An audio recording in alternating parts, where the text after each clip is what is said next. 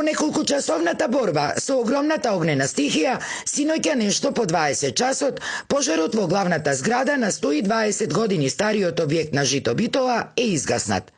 За среќа повредени и жртви нема, но причината е огромна материјална штета која допрва ќе се утврдува.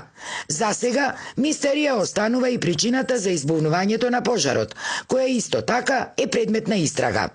Иако овој објект од 2019 година е во приватна собственост, бројни се сомнежите на битолчани за причините за пожарот. Тие на социјалните мрежи шпекулираат дека пожарот може би бил намерно предизвикан заради осигурувањето, но не ја исклучуваат и можноста тука да никне некој нов елитен објект.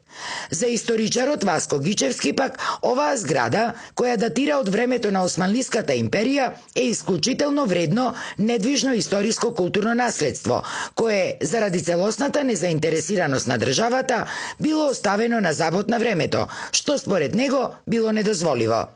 Апсолутно тоа е еден сведок, еден најрепрезентативен пример на стопанската историја во Македонија, кој што може да го имаме, зачуван од османлискиот период, бидејќи во денешна Македонија нема многу зачувани индустријски објекти, апсолутно дури и сосема малку со османлискиот период. Ова е најволуменозниот и најрепрезентативниот.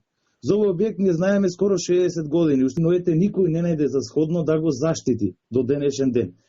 И сега стана популарен само заради тоа што изгори, на кој јас лично не верувам дека некој ќе се заинтересираше.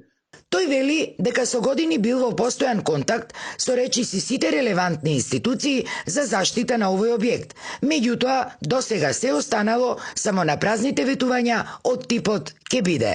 Па ова е губење на еден значаен сегмент од нашата стопанска историја, индустријската историја. Државата не сака да вложи во кадри, имаме музеј во Битола кој што нема ниту еден историчар вработен, Министерството не сака да вложи пари во тоа нешто и едноставно постојано се губи тоа наследство, само од невложување и немање интерес за буквално никаква заштита на културното наследство. Инаку, во вчерашното гаснење на пожарот учествуваа и 2 противпожарни возила и 20 пожарникари и вработени во службата за техничка сигурност при РЕК Битола. Од РЕК Битола денеска информираа дека во периодот што следи, комбинатот ќе ја осовременувал опремата што ја користат пожарникарите. Во фаза на потпишување биле договорите за набавка на униформи за пожарникарите, на противпожарни одела, ракавици и чизми, во вкупна вредност од над 4 милиони денари, односно околу 70.000 евра, информираат од РЕК Битола.